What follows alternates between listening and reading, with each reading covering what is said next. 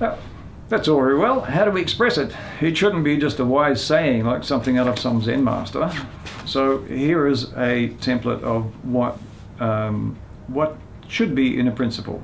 It should have a name, and this name is usually, it should be reasonably descriptive, and I think the software development patterns set the precedent that the name of the pattern should be something like a newspaper headline that succinctly captures the essence of what the principle is. The description, there should be a clear and concise description of the principle and its application. That description should provide within itself a clear test for whether this principle has been applied or not. Now, for example, if you say track your defects, the principle is that you should record all your defects so that they can be tracked. Now, it's fairly evident that you either have recorded your defects or you have not. If there's no record of the defects, you haven't recorded them. If there are records of defects, you have. So it's very binary, on and off. That one's easy. Some of the other principles of quality management may not be quite so easy to produce evidence for, but we'll try. The examples, all code should be reviewed by at least one independent person. There you can see whether the reviews exist. Code maintainability shall be measured using industry standard measures. Well, I would expect to be able to see those measures. They should be recorded as part of the project log that we did measure it and here was the result, so I can tell. All work items must be estimated prior to commencing their development. Well, do the estimates exist?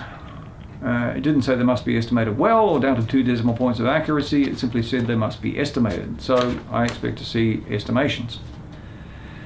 All issues shall be recorded and tracked through to resolution. Again, I should be able to see all the issues, not necessarily all the defects, but all the issues, and see that they have been tracked through to resolution. So with those examples, there are clear tests.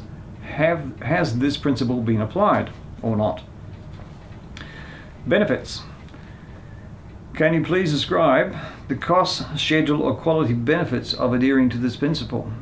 How are you going to argue with the organization, the governance of the organization, that we ought to apply this principle if you can't describe the benefits of doing so? Now, benefits could be avoided costs, but whatever, you should be able to say what the benefits are going to be. The rationale. Can you explain how or why the application of this principle achieves those benefits? So there should not be a disjoint, and there should not be a lack of clear connection between the principle and its application and the benefits you claim are going to arise.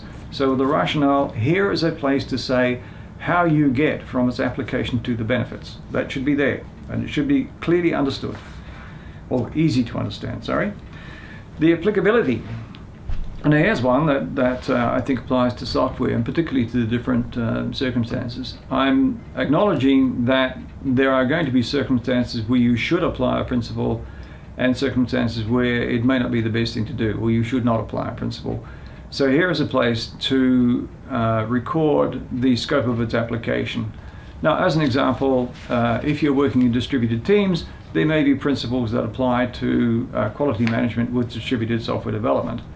But if you're not working with distributed teams, possibly that principle doesn't apply at all. Evidence. I'm all for evidence. Now, it's easy to claim here is a good principle. It's easy to claim here are some benefits. It's easy to argue that there's a connection between one or the other. Now, can you prove it? Now, when I started looking at principles of quality management, it actually was very hard to find evidence, and you would expect that there was a lot of evidence, but so much of quality management seems to have been taken on as either self-evident or just an act of faith, that frequently there isn't a lot of evidence that the principle actually works.